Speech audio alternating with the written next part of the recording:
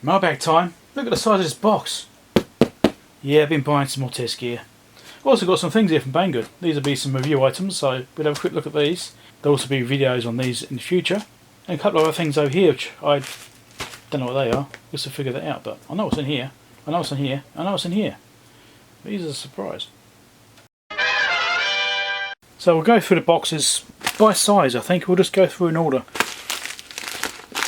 Ah, really? My RAM knife is broken again. My RAM's crashed. No, I'm going to have to use a real knife.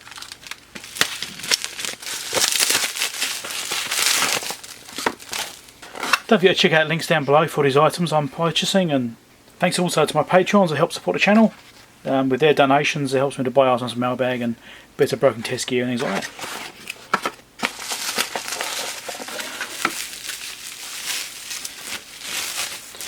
So these actually arrived fairly quickly. So these are trackpads for MacBooks, right? So I've actually got a MacBook underneath my desk here which I've been meaning to fix for about 2 years, and I went to look at it the other day and I was doing a live stream and I realised I didn't have a trackpad for it. It needs a trackpad replacing because I've actually used the spare I did have. I thought I'd buy some more trackpads. Obviously these are used ones from, you know, China, get these from AliExpress and places like that. The blue staining's interesting, but I guess it's because they've given them a wash or something. Not particularly exciting, but they're not that expensive to get. If you need a new trackpad, get off AliExpress or something.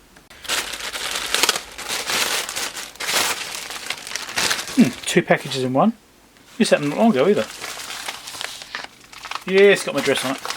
It's just label these up. So we've got a 2 for 1 again. This happened a few weeks ago. It's a bit weird. I don't know what's going on there. Anyway, let's get into them. Got a sharpening knife.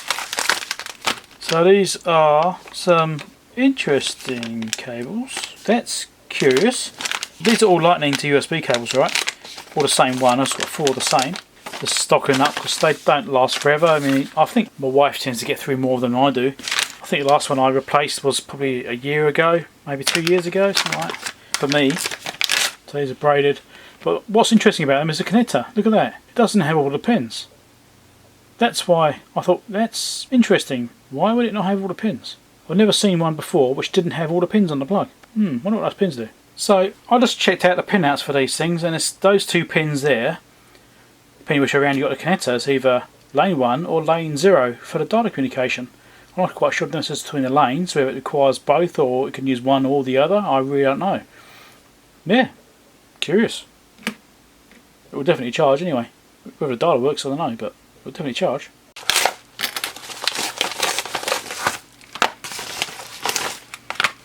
That's what I've been buying. Oh, look, it's some more charge cables. All arrived at the same time. Maybe it's from the same seller. Yes, these ones have all the pins instead. So these are different. This is what I'm used to seeing, is this particular type. You know, have all the pins there, not the one which has got the 2 pins missing. Pretty odd. So obviously I've got to be carried away, as I often do, buying replacement bits. So these are Usams, but they look like quality. They look like quality cables. These are shorter, these are 1 meter cables, these other ones are 2 meters. The reason I've got these Baseus ones is because I've had Baseus stuff before and they've been good quality. These ones here, these are the ones I'm taking a bit of a punt on, just to see what they're like. And they seem alright. I mean, they looked okay in the pictures. Slightly rubberized, strain relief on there, it's not that rubbery. It's fairly stiff. What I like about these is that it's got this long piece here. So when you've got your thing plugged into your phone, you've got heaps to grab hold of to pull the plug out. Instead of these Apple ones, which have got this tiny little bit and you can't get your fingers on it to pull the plug out if you've got a case on it. So when I get cables, I look at that side of it and make sure I get one which has got a nice long strain relief on it, so you've got something to grab hold of. Yeah, Apple design. So this package is from Banggood, as you can see with the packaging. Right, so this is a review item. Let's see what we've actually got in here. It's always very generous of Banggood to send me things for free. I really do appreciate it. You know, it helps support the channel and helps to give you guys entertainment, and you know, gives you ideas of things you can get as well. Sometimes you don't know these things even exist. I know it happens to me. Sometimes I'll see someone else's review video and go, oh, that's great, I should get one of them. That'd be, you know, that solves a problem I was having. This is a USB multicolour microphone. Multicolour? Anyway, it's a USB microphone. I thought I'd get a different microphone just to try on my computer when doing the live streams. I've got my Samsung mic. So this is my Samsung mic, which I normally use in live streams and things like that. On screen recording I do, which isn't very often, usually just as live streams. But this is the microphone I use for that. Now I got this because I saw Dave Jones had used one of these things and he thought it was pretty good. Yes it is, but I have to ground it, otherwise I get hum and noise, stuff like that. So it's one of the things I have to do is actually ground the thing out. I'll try a different kind of microphone to see if this sounds any better or not. So I've shot it. Just open it up and have a quick look at it. I'm not going to do a full thing on it right now, so it's going to be a review item. I'm going to do a proper video on this. Test it all out properly and that sort of stuff. And get the thing out of the box. It's always the first challenge. Am I smart enough to get it out of the box? Apparently I am. At least the first layer. Let's try the second layer. It might not be smart enough for that one.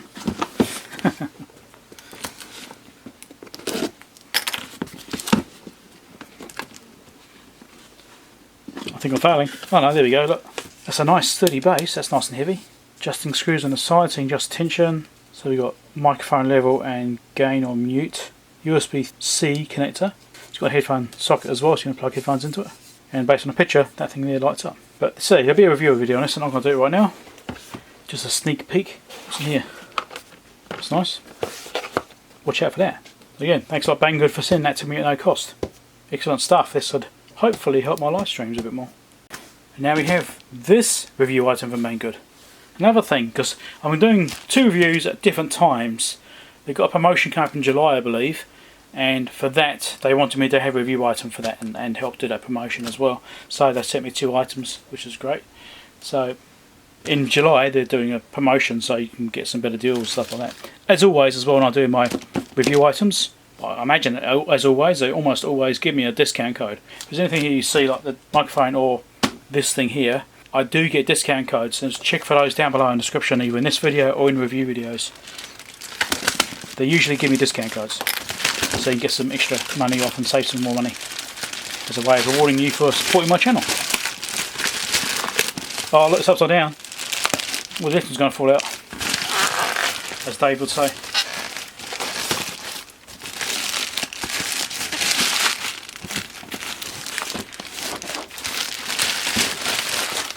It's a LCD desoldering station.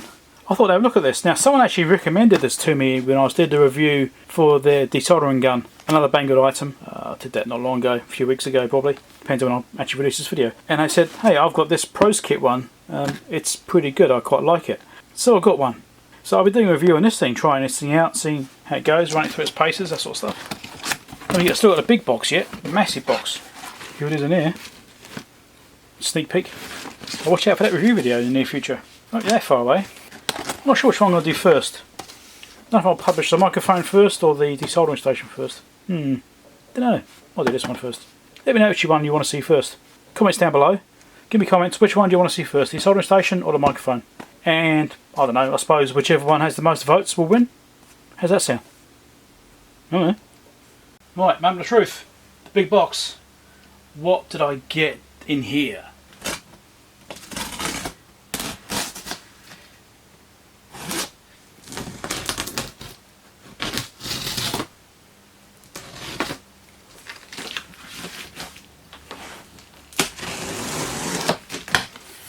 One of the best things about using a RAM knife is that if it does go through, it won't damage the thing it's hitting, right? Because it's not really going to cut any plastic or anything like that. It's just going to be fine. Or it won't, damage paint. If I'm using an actual knife and it goes through into the instrument, it's going to scratch it, which is another good thing about using it. Oh, it's full of peanuts. Full of peanuts. This is going to be fun. Well, to start off with, we've got a bag. What's in here?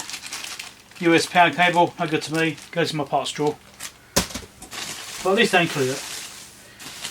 Now in here somewhere, there's an instrument. Might have to go digging a bit further. Tip for young players. Chat for young players, tip for young players, I don't know, both maybe. You've got this sort of situation, we've got lots of peanuts, and you can lift the item out from underneath. Put the sides of the box up, right? That helps to stop them going everywhere. It's just a little simple thing. And then you can hook it under the front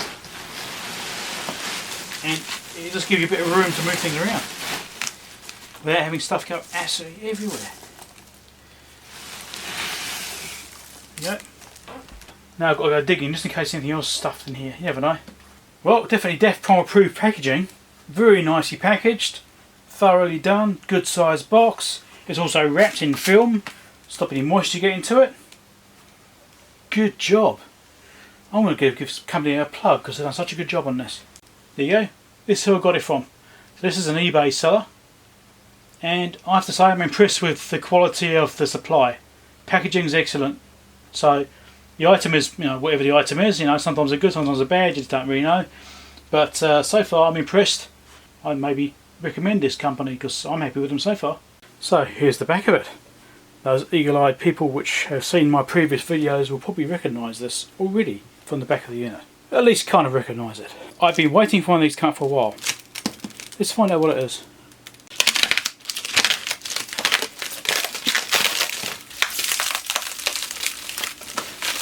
Do you recognise it yet? Probably not.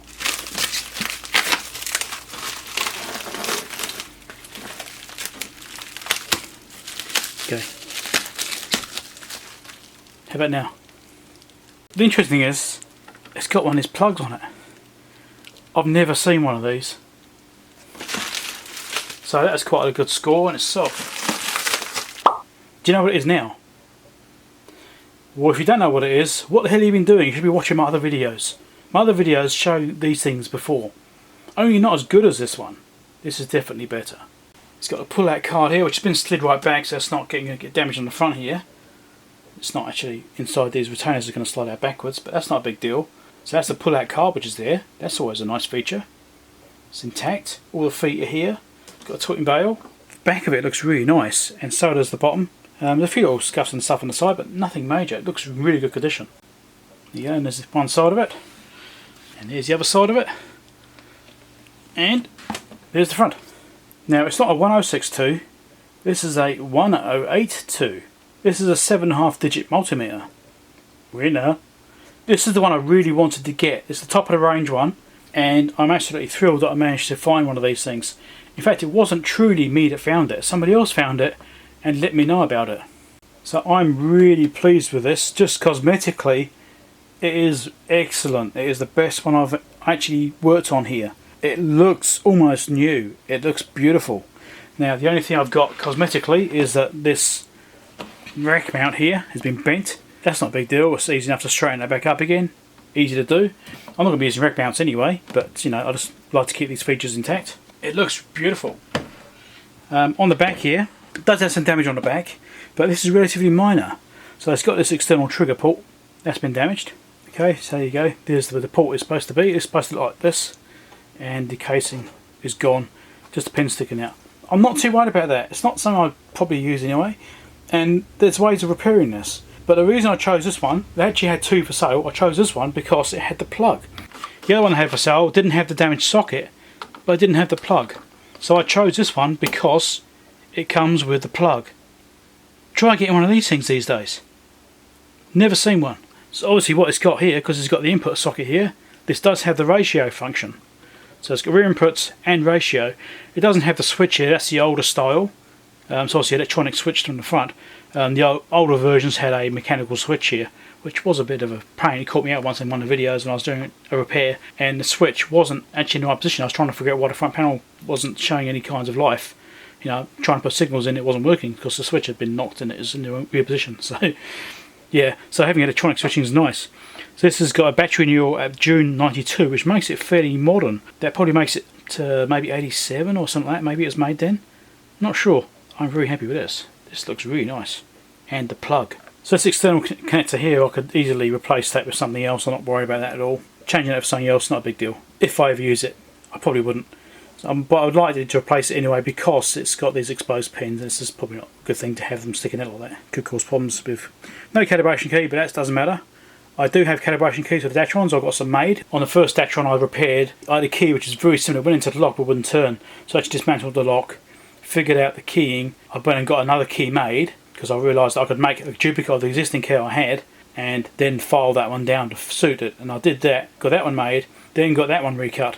And so I've got a couple of calibration keys for my Datrons based on that system. I mean, if you really wanted to, you could swap that lock out for another one anyway. You know, you can get these sorts of things easy enough. You could just dismantle it or put a new one on and not worry about it. But I do have the right keys for these. So if you want to see how I did that, go back to my very first video. I think it's the LS101, I think was one that had that key thing in there. I did the video on it as well, I think, individually.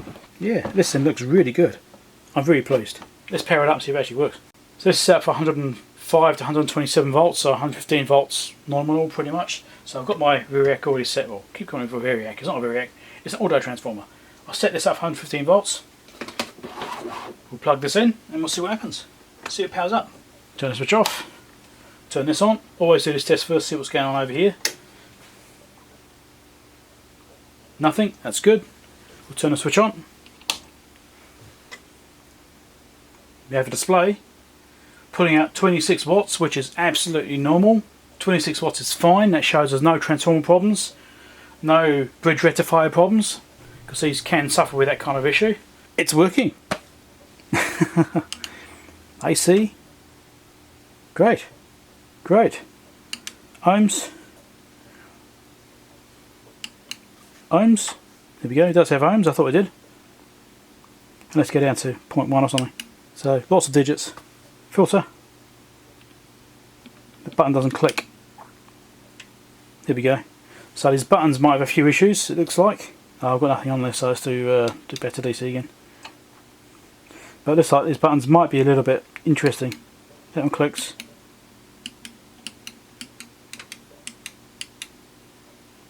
Is there a bit of damage on that one? That one's looking a bit wonky. That one there's slightly damaged. That's that button just there. So this button here's got a little bit of damage on it, just a tiny little bit. If it really bothered me enough, I would actually be inclined to take that button cap off and swap it out with another unit, because I do have other Datrons here. I've got that LS101, which is in much worse condition. I could actually pull a button cap off that and put it on here and get a nice button on here instead. This looks like it's actually been coated with something maybe to make it look better. This looks awfully shiny. Hey, it looks fine, but it's like they've actually basically taken care of it. There's no real damage apart from that little button there I could see. Let's put some voltage into it, see what actually happens. Nice, I've hooked up Ian Johnson's PDVS2 Mini. Let's pair it up. Now it's not going to be accurate because it's all warming up, it's all cold, you know, you're going to need like an hour or two to warm these things up fairly accurately. And this also needs an hour or so really to stabilise properly. But it'll be pretty much there. So let's give it some voltage. I'm on DC, I've set it auto ranging. So let's chuck 1 volt in. Yeah, it's there. So I have to come over here, turn on the high res mode, and that enables extra digits over here. I've also turned the filter on, but there we go. All the digits, 7.5 digits, very nice. Turn the filter back off again, but it's at least looking like it's working. There we go. There's high res again. So high res is how you get extra digits. On the other Datrons like the 1062 stuff like that, you turn the filter on, and that's what gives you the extra digit. On this one you have to do the high res mode, and that's what gives you the full digits. So 7.5 digit Datron multimeter, looking pretty good. Not sure of accuracy yet. This is basically bang on to my knowledge. Let's do auto ranging. 2 volts is looking really good actually. 2 volts looks basically right, and obviously it's not warmed up, so 10 volts looking slightly out there. So I might have to look at like the linearity adjustments of this thing. I mean, these are still old, it might still need recalibrating. So in a 10 volt range, if I did 20 volts, I bet you it would be right. But there is actually linearity adjustments on the analog board, so you can actually trim that to make sure that the middle of the range matches the top of the range and stuff like that. So you make sure that it's not skewed or drifted off or anything like that. So if I stay on that particular range there, go down to say 5 volts, let's do 5. So the area is half as much. And if I go down say 1 watt, 1 volt, that's basically right, look. So there is a skewed reading there. Do the 1 volt range. These buttons might need cleaning. 1 volt range, here we go. Yeah, these buttons need cleaning. I'm slightly high there, let's go down by 100 millivolts. Here we go. So yeah, there's definitely some skewing and stuff there, so calibration is probably way off. What I'm expecting to do is pull this thing apart, do a full recapping on it, do a full realignment on it. So I'll probably do all that, and then I'll swap this unit out with the 1062, which I've got sitting over there amongst all my other calibration type gear, you know, my 4700 and stuff like that. It's working. I'm pleased with that much at least, and it's looking pretty stable considering I haven't actually adjusted it. There is an adjustment inside for the line frequency, so whatever line frequency you're running from, It adjusts for that and helps to make sure that the readings are less noisy, helps to cancel out the 50 Hz or 60 Hz line noise. And as it's not adjusted right now, because I'm on 50 Hz, not 60, and this was previously used on 60, that will need tuning to help stabilise these readings as well. So that's this little thing. At least it's actually working. It's looking like it's not a repair candidate. It's looking like just a refurbishment candidate, which is great. Very happy about this. So thank you very much to the person from the EV blog forum who told me about this. Volvo Nuts. I'm just trying to remember the name. Volvo Nuts something. He actually also sent me the service manual for the Datron 4700 calibrator, which I repaired recently. He actually sent me all the manual for that. He scanned it in for me and sent it to me, which was brilliant. Very much appreciated. It's been very helpful. And he gave me a heads up about this thing turning up on eBay. I grabbed it. Silly not to. So if you like the Mailbag video, give us a thumbs up. Subscribe if you're not already subscribed. Click the bell icon to get notifications. All that usual stuff which I tell you about every single video and most of you probably sick of hearing. But I still need to tell that to you for the new people which haven't been here before. Hello new people. Right, catch you later, and I'll review these things and what have you in the future. Watch out for those videos coming up, and watch out for the refurbishment of this thing. And might even do a calibration video. That's an idea. Let me know if you want a calibration video on this thing. It's possible. I've got the gear to do it. Catch you later.